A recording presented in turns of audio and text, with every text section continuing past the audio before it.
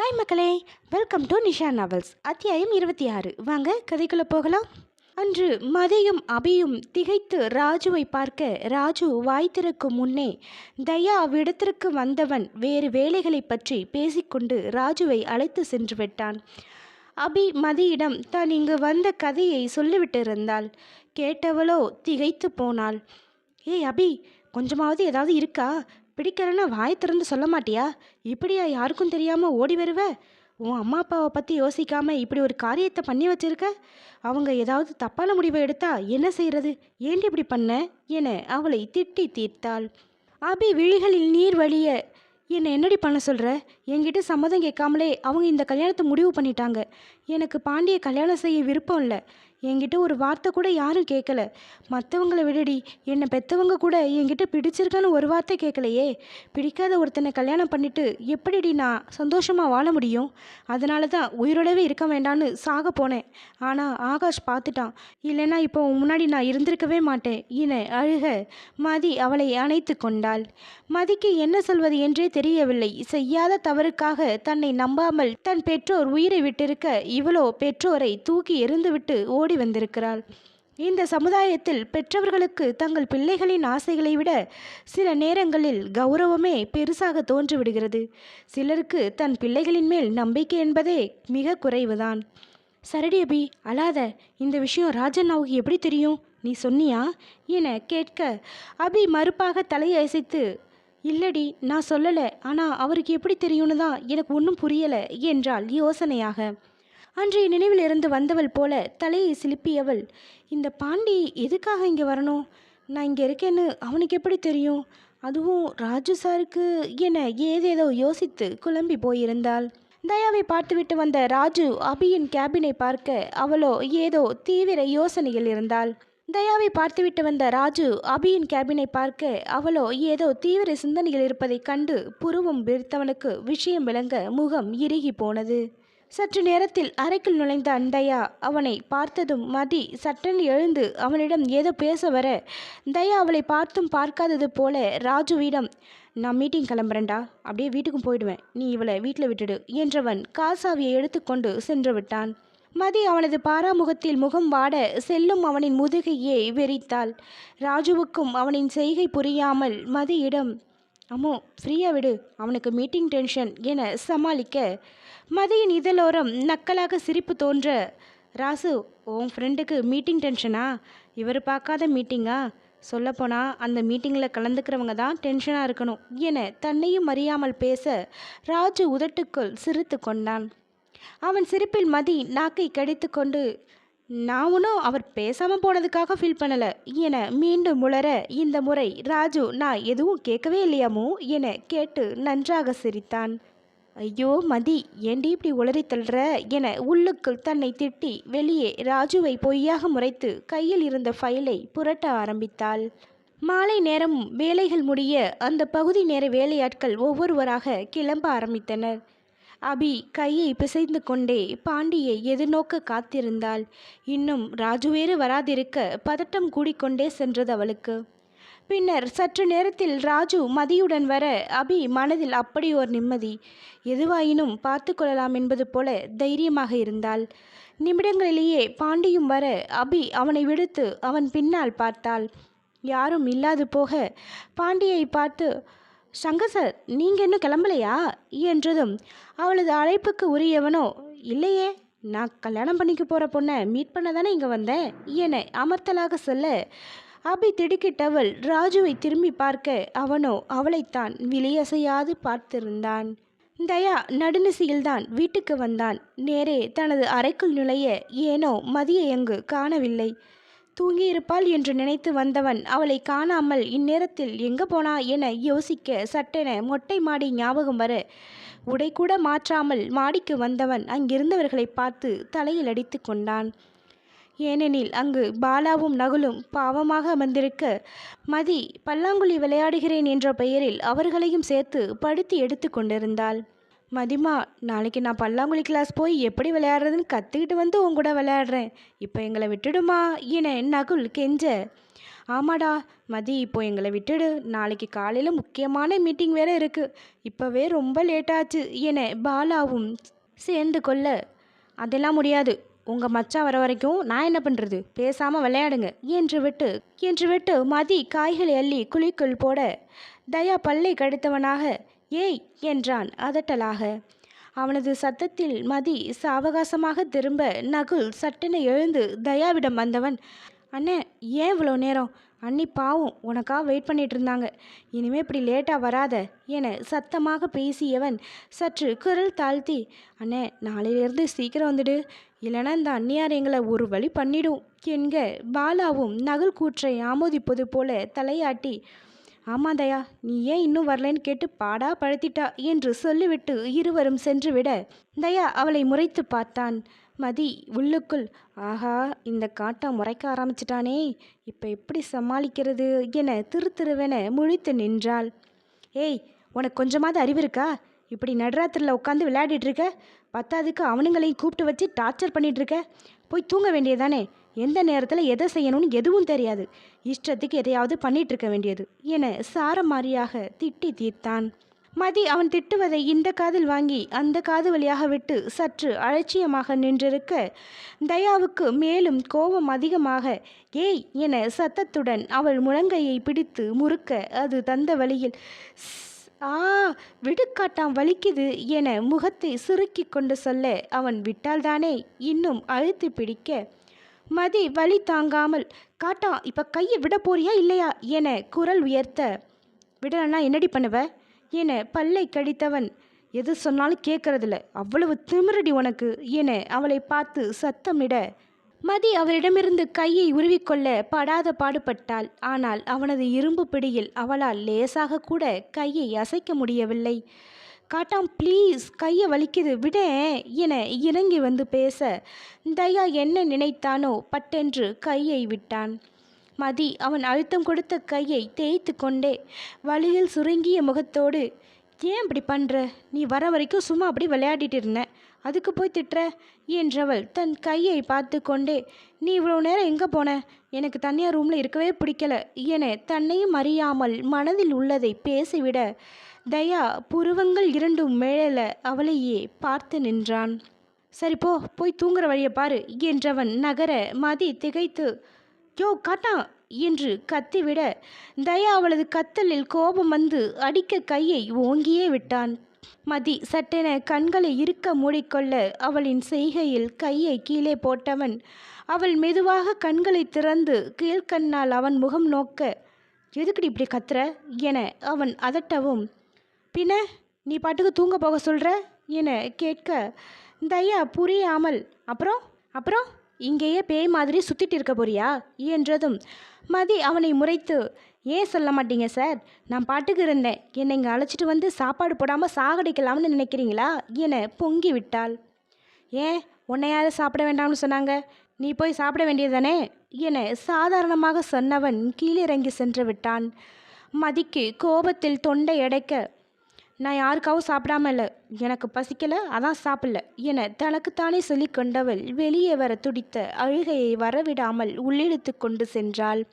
4 படிகள் இறங்கும் போதே அவள் சொன்னது தயாவின் காதுகளில் கேட்டுவிட அவன் இதழோரம் உதித்த சின்ன சிரிப்பினுடைய உதடுகளோ சில்வண்டு என உச்சரித்து விட்டு போனது. மதி அறைக்கில் நுழைந்து படுக்கையில் படுக்க போக தயா அவளின் வாடிய முகம் பிடிக்காது, ஓய் சில்வண்டு, வெளியில் போயிட்டு வருவோமா என கேட்க மதி அவனை முறைத்தவள் கடிகாரத்தை பார்த்தாள். தயா புரிந்தவனாக, ஏன் கூடத்தானே வர்ற, அப்புறம் எத்தனை மணியாக இருந்தால் உனக்கு என்ன என கேட்டு புருவம் உயர்த்த மதி மனதில், நானே பசி மயக்கத்தில் இருக்கேன், இதில் இந்த காட்டான் வேற ராத்திரில் ஊர் சுத்த கூப்பிட்றான் என சலித்து கொண்டாள். என்ன மேடம் ரொம்ப யோசிக்கிறீங்க என அவள் முகத்தை பார்த்து தயா கேட்க மதியின் மனமோ, பேசாமல் கிளம்பி போடி, ஏதாவது நொறுக்கு தீனியாவது வாங்கி கொடுப்பான், இல்லைனா பசியோடு தூங்க வேண்டியது தான் என அவளை கிண்டல் செய்ய மதி சட்டென, சரி வரேன், ஆனால் எங்கே என கேட்க, அது எதுக்கு உனக்கு, வா என்றவாறு அவளை அழைத்து சென்றான். அந்த நடுசாமத்தில் ஆள் அரவமற்ற சாலையில் காரை மெதுவாக ஓட்டிக்கொண்டிருந்தான் தயா. அருகில் இருந்த மதியோ கொஞ்சம் கூட பயமின்றி அவனுடன் பயணித்தாள். தயா ஏதும் பேசாமல் அந்த பெரிய ஹோட்டலின் முன் காரை நிறுத்த, ஏய் காட்டா, இங்கே எதுக்கு வந்திருக்கோம்? மணி என்ன ஆகுது? ஹோட்டல் நேரம் மூடியிருப்பாங்க என்று சொன்னவளைக் கண்டு சிறிதாக புன்னகை பொருந்து, இது நம்மளோட ஹோட்டல் தான் எனவும் மதி அவனையே அதிசயமாக பார்த்தாள். பின் எப்போதும் முறைத்து கொண்டே இருப்பவன் இன்று சிரித்தால் அவளும் தான் என்ன செய்வாள்? தயா இறங்கி வா என்று விட்டு முன்னே நடக்க மதியும் அவனை தொடர்ந்தாள். தயாவை கண்டதும் செக்யூரிட்டி பவ்யமாக கதவை திறந்துவிட அவன் வேக நடையில் உள்ளே நுழைந்து விறுவிறுவென நடக்க மதியோ ஓடாத குறையாக அவன் பின்னையே ஓடினாள். தயா அந்த ஏசி அறையினுள் சென்று அமர மதி சுற்றிலும் பார்த்து கொண்டிருந்தாள். பின் அவன் அருகே அமர்ந்து, ஏய் காட்டா, இந்த ஹோட்டல் உன்னோடதா என ஆச்சரியமாக கேட்க, ஏன் என்னோடது இல்லைன்னு சொன்னா என்ன பண்ண போற என எதிர்கேள்வி கேட்க மதி அவனை முறைத்து, பின் இல்லை நீ எத்தனை பிஸ்னஸ் தான் பண்ணுற எனவும், அதெல்லாம் அப்புறம் தெரிஞ்சுக்கலாம், முதல்ல சாப்பிடு என்றவன் வேலையால் வைத்துவிட்டு சென்ற உணவை அவள் புறம் நகர்த்தி வைத்தான். மதிக்கு அங்கிருந்த சூடான உணவுகளை கண்டதும் பசி எடுக்க எதிரே உள்ளவனை கூட கண்டு கொள்ளாது வேகமாக சாப்பிட ஆரம்பித்தாள். தயா அவள் சாப்பிடுவதையே கண்ணிமைக்காமல் பார்த்திருந்தான். அவள் சாப்பிடவில்லை என சொன்னதுமே அவன் மனதுக்கு ஏதோ போல் இருந்தது. அதனாலேயே தனது ஹோட்டலுக்கு ஃபோன் செய்து இரவு நேரத்தில் மிதமான உணவை தயார் செய்ய சொல்லியிருந்தான். தனக்காக காத்திருக்கிறாள், சாப்பிடாமல் வேறு இருந்திருக்கிறாள் என்பதை நினைத்தவனுக்கு நெஞ்சம் முழுவதும் அவ்வளவு மகிழ்ச்சி மண்டி கிடந்தது. ஆனால் அதை வெளிப்படுத்தும் தருணம் இதுவல்ல என்பதால் சற்று கடினமாகவே இருந்தான். மதிக்கு பசி அடங்கியதும் தான் எதிரே உள்ளவன் கண்ணுக்கு தெரிய, சாரி அது பசிச்சதா, அதான் உன்னை மறந்துட்டேன், இந்தா நீயும் சாப்பிடு என ஒரு பிளேட்டை நகர்த்தி அவன் புறமாக வைக்க, இப்போவாது சொன்னியே, நான் கூட மறுபடியும் சாப்பாடை ரெடி பண்ண சொல்லணுமோன்னு நினச்சேன் என கிண்டல் செய்ய மதி ரோஷமாக, ஹலோ மிஸ்டர் காட்டா, என்ன நக்கலா? நான் ஒன்றும் நிறைய சாப்பிட மாட்டேன், கொஞ்சம் தான் சாப்பிடுவேன், நீ ஓவராக பேசாத என்றதும் அவளது பேச்சில் சிரிப்பு வர அதை அடக்கி கொண்டு, சரி சொல்லு, ஏன் சாப்பிடாம எனக்காக வெயிட் பண்ண என கேட்டதும் மதி திருவென முழிக்க ஆரம்பித்தாள். பின்னர் மதி, அப்போ பசிக்கலை அதான் சாப்பிடலை, நான் ஒன்றும் உனக்காக எல்லாம் சாப்பிடாம இல்லை, நீயா எதையாவது நினச்சி பேசாத என்றவள், நீ சாப்பிட்டு வா, நான் வெளியில் இருக்கேன் என ஓடாத குறையாக அங்கிருந்து சென்றாள். அவளின் சமாளிப்பை கண்டு இதில் பிரியாமல் சிரித்தான் மனதில், போடி, இப்போ நீ ஓடலாம், ஆனால் என்கிட்டேருந்து எப்பவும் எங்கேயும் ஓட முடியாது என நினைத்தவனாக சாப்பிட்டு முடித்தே வெளியே வந்தான். அவள் வரவேற்பு பகுதியில் இருந்த ஓவியங்களை ரசித்து கொண்டு இருந்தவளை அழைத்து கொண்டு வீட்டை நோக்கி பயணித்தான். சில்லென்ற அந்த இரவு நேர காற்று தந்த சுகத்தில் மதி சீட்டில் சாய்ந்தபடியே நன்றாக உறங்கிவிட்டாள். தயா வீட்டை அடைந்ததும் அவளை எழுப்ப முயல அவளோ ஆழ்ந்த உறக்கத்தில் இருந்தாள். பின் அவனே அவளை லாவகமாக கையில் அள்ளி கொண்டு அறைக்குள் வந்து மெத்தையில் படுக்க வைத்தான். மதி சிறு குழந்தை போல காலை குறுக்கி கொண்டு உறங்க தயா நகராது அவள் முகத்தையே பார்த்து நின்றவன் மனதில், ஏய் சில்வண்டு, இனிமே வீட்டுக்கு சீக்கிரம் வந்துட வேண்டி என சொல்லி உடைமாற்றி வந்து அவள் அருகிலே படுத்து உறங்கினான். அங்கு அந்த பெண்கள் விடுதியில் இருந்த அபியோ மாலை நடந்ததையே யோசித்திருந்தாள். அதை நினைக்க நினைக்க அப்போதும் அவள் முகத்தில் அசடு வழிந்தது. பாண்டி என்கின்ற சங்கரபாண்டியன் தயாவின் அந்த பெங்களூர் பிரான்ச்சில் தான் 4 வருடங்களாக வேலை பார்த்து வருகிறான். அங்குள்ளவர்கள் அவனை சங்கர் என அழைத்தே பழகியிருந்தனர். அபியும் வேலைக்கு சேர்ந்த புதிதில் அவனுடன் ஒரு நல்ல நட்புடனே பழக ஆரம்பித்திருந்தாள். ஆனால் அவன்தான் பாண்டி என்பது பாவம் அவளுக்கு தெரியாமல் போனது. கல்யாணம் பண்ணிக்க போகிற பொண்ணை மீட் பண்ண தான் வந்தேன் என்று சொன்னதும் அபி திடுக்கிட்டு விழித்தவள் திரும்பி ராஜுவை பார்க்க அவனோ வந்த சிரிப்பை வாய்க்குள்ளேயே மறைத்து வைத்தவன் அவளைத்தான் பார்த்திருந்தான். மதிக்கு பாண்டியை தெரியாததால் அமைதியாக நடப்பதை கவனிக்க ஆரம்பித்தாள். பாண்டி அபியை புன்னகையுடன் பார்த்தவன், என்ன அபி இப்படி முழிக்கிற என கேட்க அபிக்கு ஒன்றும் விளங்கவில்லை. வார்த்தைகள் தந்தி அடிக்க, சங்கர் சார், என்ன சொல்கிறீங்க? கல்யாணம் பொண்ணு யார்? நீங்கள் என்ன சொல்கிறீங்க என கேட்க, அட என்ன அபி, நீதான் பொண்ணு என்றதுதான். சார் என கத்தியே விட்டாள். ராஜு இடையிட்டு, சங்கர், நீங்கள் யாருன்னு மேடம்க்கு சொல்லுங்கள், அப்போதான் அவங்களுக்கு புரியும் என சொல்ல அபி ராஜுவை பார்த்துவிட்டு சங்கரை காண அவனோ சொல்கிற ராஜு என்று விட்டு அபியை பார்த்தவன், என்னோட பேர் சங்கர் இல்லை சங்கரபாண்டியன் என்று சொல்லி சிறு புன்னகையுடன் நிற்க அபி அதிர்ந்து, அப்போ பாண்டி என நிறுத்த, ஆமாம் பாண்டி நான் தான். அன்னைக்கு உனக்கும் எனக்கும் தான் கல்யாணம் நடக்க இருந்துச்சு. ஆனால் கல்யாண பொண்ணு எஸ்கேப் ஆனதால் கல்யாணம் நின்றுடுச்சு என்றதும் அபி திகைத்த முகத்தை எவருக்கும் காட்டாமல் தலை குனிந்து நிற்க மதி இடையிட்டு, அப்படின்னா அவளோட அத்தை பையன் நீங்களா என கேட்க பாண்டி அபியை பார்த்து கொண்டே, ஆமாம், ஆனால் 2 குடும்பமும் எப்போவாவது தான் மீட் பண்ணிக்குவோம், அதனால தான் அபிக்கு என்ன தெரியலை போல என்றான். மதி விடாது, அப்புறம் எப்படி சார் நீங்கள் இங்கே என்று நிறுத்த ராஜுவோ, அதை நான் சொல்கிறாமோ என்றவன் அபியை ஒரு பார்வை பார்த்துவிட்டு, மேடம் மாப்பிள்ளை யாருன்னே தெரியாமல் அந்த கல்யாணம் பிடிக்காமல் சாகிறதுக்கு துணிஞ்சிட்டாங்க. இவளோட தம்பி ஆகாஷ் தான் சங்கரிகிட்ட சொல்லியிருக்கான். இவரும் புரிஞ்சுக்கிட்டு ஆகாஷ் மூலமாக இவளுக்கு உதவி செஞ்சு தப்பிக்க விட்டுருக்காரு என சொல்ல மதி, அடியே மாப்பிள்ளை யாருன்னே தெரியாம தான் இப்படி ஓடி வந்தியா என கேட்டு சிரிக்க அபியோ அசடு வழிய நின்றாள். பாண்டியும் சிறிது புன்னகைத்துவிட்டு, ஆமாம், அபிக்கு இந்த கல்யாணத்தில் இஷ்டம் இல்லைன்னு ஆகாஷ் வந்து சொன்னப்போ கொஞ்சம் வருத்தமாக தான் இருந்துச்சு. அப்புறம் பிடிக்கலைன்னு சொன்னதுக்கு பிறகு இந்த கல்யாணம் நடக்க வேண்டாம்னு தோணுச்சு. அதோட நான் போய் இந்த கல்யாணத்தை நிறுத்த முடியாத சூழ்நிலை, அதான் அவளை அங்கிருந்து தப்பிக்க வச்சேன். ஆனால் நானே எதிர்பார்க்காதது அபி இந்த கம்பெனியில் வேலைக்கு சேர்ந்தது தான். அப்போவும் அபி என் கூட சாதாரணமாக பேசவும் தான் என்ன அவளுக்கு தெரியலைன்னு தெரிஞ்சிச்சு என்று சொல்ல அபி நிமிர்ந்து, சாரி சார், அது நான் உங்களை அன்றைக்கி பார்க்கவே இல்லை, ஆனால் நான் வேறு மாதிரி யோசிச்சு என முடிக்காமல் இருத்த ராஜுவின் முகம் மாற அவளையே கூர்ந்து பார்த்தான். பாண்டி கேள்வியாக பார்க்க அபி சங்கடமாக, அது பாண்டின்னு பேர் சொன்னதும் ஏதோ ஒரு கிராமத்தால், படிச்சிருக்க மாட்டான், வேலை வெட்டி இல்லாதவன், அப்படி இப்படின்னு நினச்சி என முடிக்காமல் தயங்க மற்ற மூவரும் அவளை முறைத்து பின்னர் சிரிக்க ஆரம்பித்தனர். அபியும் அசட்டு சிரிப்புடன் நிற்க பாண்டி, ஏ அபி, கிராமத்துலேயும் நிறைய படித்தவங்களும் இருக்காங்க என்றவன், சரி இப்போதான் நான் படித்து நல்ல வேலையில் இருக்கனே, இப்போ உனக்கு ஓகேவா என்றதுதான். ராஜுவின் முகம் கடுமைக்கு மாற அபியோ மயக்கமராத குறையாக பாண்டியை பார்த்தாள். மதி ராஜுவின் முகம் மாறுதலை கண்டுவிட யோசனையாக அபியை பார்த்தாள்.